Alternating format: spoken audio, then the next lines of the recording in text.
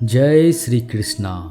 मित्रों, ये प्रस्तुति एक सच्ची घटना है जो आज से लगभग 50-60 वर्ष पहले वृंदावन में घटी थी, जिसे देखकर आप भी जान जाएंगे कि भगवान आखिर भगवान क्यों हैं। कैसे एक लड़के ने भगवान को भी विवश कर दिया। और ये कोई धर्म ग्रंथ या फिर प्राचीन कहानी नहीं, धर्म ग्रंथों में लिखा है कि भगवान कृष्ण को माखन बहुत पसंद है, मगर एक लड़के ने ऐसा क्या भोग लगा दिए कि भगवान विवश हो गए। अगर आप ये प्रस्तुति सुन रहे हैं तो पूरा सुनिए।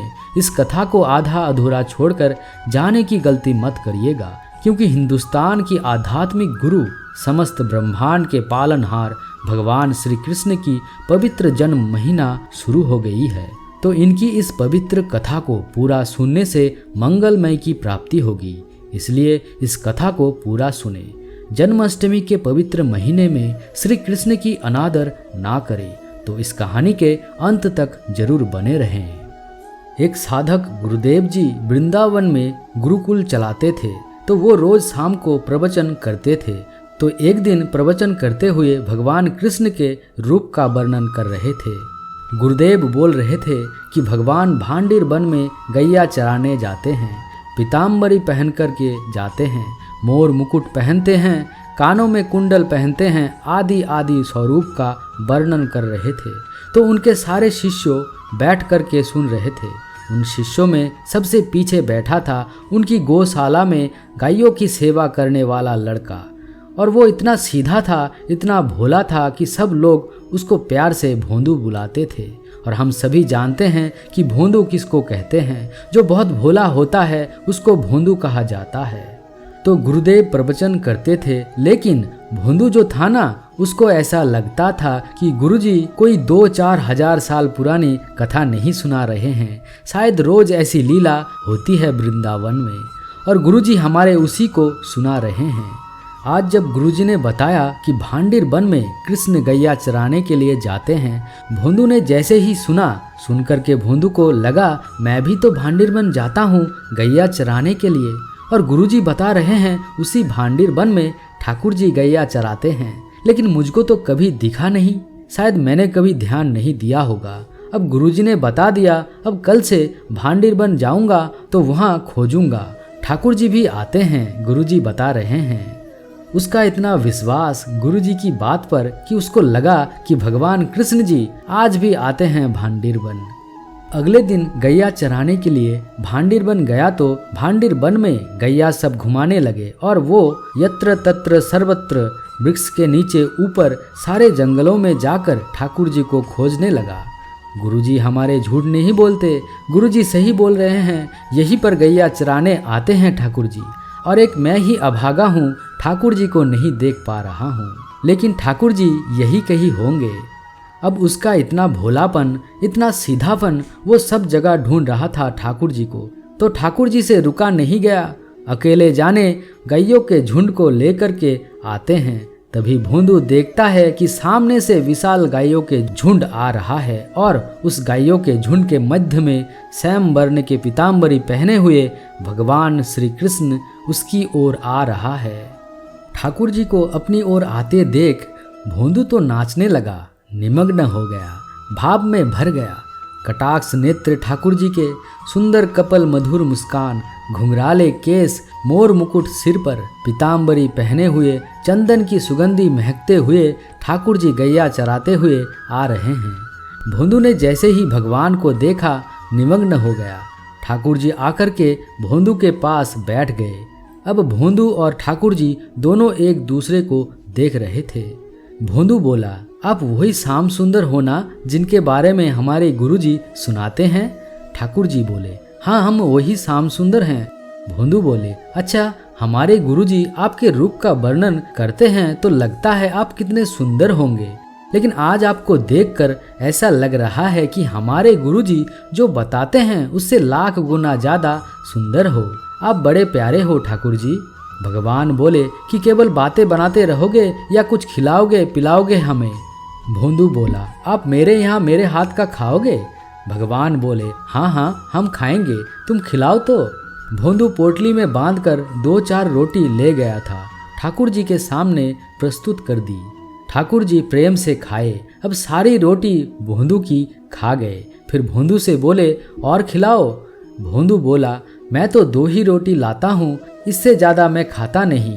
ठाकुर जी बोले, कल से और रोटी लाना, हमको भूख लगती है। और फिर ठाकुर जी अपनी गैया लेकर चले गए और भोंदू भी अपनी गैया लेकर चला गया। भोंदू को लगा कृष्ण जी ऐसे ही सबसे मिलते हैं, वो तो मेरा ही दुर्भाग्य था जो इतने साल बाद मुझको मिले। भोंदू ने जाकर किसी को कुछ नहीं बताया। उसने गुरुजी से भी कोई चर्चा नहीं की। दूसरे दिन जैसे ही भोंदू जाने लगा, ज़्यादा रोटियां ले गया, ज़्यादा सब्जियां ले गया, तो रसोई घर के जो महाराज जी थे उन्होंने जाकर के गुरुजी को बताया। बोला, गुरुजी आज तो भोंदू इतना सारा भोजन लेकर के जा रहे हैं। गुरुजी आकर के भोंदू से बोला, भोंदू तुम तो इतना नहीं खाते, किसके लिए लेकर जा रहे हो? तो भोंदू ने सहज भाव से कहा, गुरुजी मैंने आपको बताया नहीं, मैं जहाँ गैया चराने जाता हूँ ना भांडिर वन में, वहाँ ठाकुर जी भी आते हैं अपनी गैयों के साथ। कल आए थे, मेरे से रोटी मांग रहे थे, तो मैंने 2 रोटी खिला दी, तो ठाकुर जी को कम लगी, इसलिए मैं ज़्यादा लेकर जा रहा हूँ। गुरुजी बोले, भोंदू कौन आता है भांडिर वन में? बोले, ठाकुर जी आते हैं। गुरुजी बोले, कौन सी ठाकुर जी? भोंदू बोले, वही भगवान जिनके आप कथा सुनाते हो। गुरुजी बोले, सच में ठाकुर जी आते हैं? बोले, हाँ। गुरुजी बोले, अच्छा बता तो सही कैसे दिखते हैं? ऐसे कोई बालक मुकुट फुकुट पहन के आ गया होगा, तुझको पागल बना रहा होगा। बोले, नहीं गुरुजी मैं बताता हूँ ना, बिल्कुल कमल जैसे उनके नेत्र हैं। जब वो मुस्कुराते हैं तो ऐसा लगता है मोती जैसे उनके दांत हैं। कानों में कुंडल पहनते हैं। और गुरुजी सबसे बड़ी बात है, वे जब चलते हैं ना तो बाकी अदा से चलते हैं, और उनके पैर जब भूमि पर पड़ते हैं ना, उसके बाद जैसे ही पैर उठाते हैं तो भूमि पर एक अद्भुत सुगंधी सी उगने लगते हैं। एक अद्भुत सा दृश्य प्रकट हो जाता है। पीली पीताम्बरी पहनते हैं, चंदन की सुगंधी आती है। गुरुजी बहुत सुंदर लगते हैं ठाकुर जी। दोस्तों, जो सीधे लोग होते हैं ना वो झूठ नहीं बोलते, चतुर लोग झूठ बोलते हैं। गुरुजी ने मन में विचार किया, कोई और मुझसे कहता तो मैं मानता नहीं, लेकिन भोंदू इतना सीधा है, ये झूठ नहीं बोल सकता। भोंदू के मुख से ठाकुर जी के बारे में सुनकर के गुरुजी के नेत्र सजल हो गए। गुरुजी कहने लगे, भोंदू आज ठाकुर जी आएंगे मिलने के लिए? बोले, हाँ आएंगे ना। गुरुजी बोले, आज जब कृष्ण जी आए तो उनसे कहना कि तुम्हारे गुरुजी ने उनको बुलाया है, उनको यहाँ लेकर आना, यदि आए तो। भोंदू बोले, अरे गुरुजी मैं लेकर आऊँगा ना। गुरुजी बोले, हाँ तुम लेकर आना। अब भोंदू को यहाँ भी ये लग रहा है कि गुरुकुल में इतने सारे चेले पढ़ते हैं, गुरुजी के मेरे से भी ज़्यादा विद्वान चेले रहते हैं, गुरुजी किसी को भी कह सकते थे ठाकुर जी को लाने के लिए, लेकिन मुझसे क्यों कहा? उसको अभी भी ये विश्वास नहीं है कि ठाकुर जी केवल उसी से मिलते हैं। उसको लगता है सबसे मिलते होंगे, लेकिन गुरुजी ने मेरे को समर्थ जानकर मुझसे कहा कि कृष्ण जी को लेकर आना। भोंदू तो नाचता गाता हुआ पहुंच गया भांडिर वन। जैसे ही ठाकुर जी आए, ठाकुर जी आकर बोले, अरे भैया भोंदू जल्दी रोटी खिलाओ। अब भोंदू तो तैयारी करने लगा, थाली में रोटी रखने लगा, गुड़ रखने लगा, अचार रखने लगा, दही रखने लगा, और रखते रखते बोलने लगा, ठाकुर जी आज एक प्रार्थना करूं? भगवान बोले, हाँ बोलो।